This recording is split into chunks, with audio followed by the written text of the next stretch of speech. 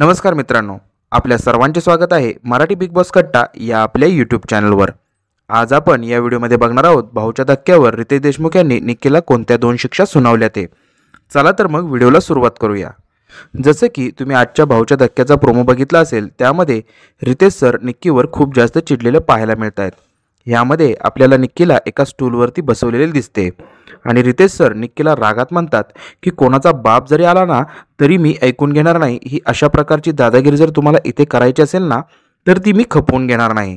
आणि निक्की ज्या प्रकारे आठवडाभर वागली त्यासाठी तिला रितेश सर एक शिक्षा सुनावतात। ती शिक्षा असते की निक्की पूर्ण सीझन कधीही कॅप्टन होऊ शकणार नाही।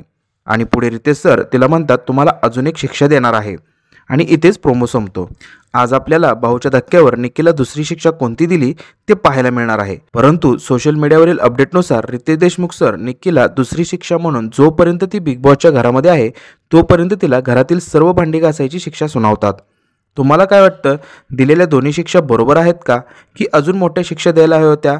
ते कमेंट करून नक्की सांगा आणि अशाच अपडेटसाठी आपल्या चॅनलला सबस्क्राईब करायला विसरू नका। धन्यवाद।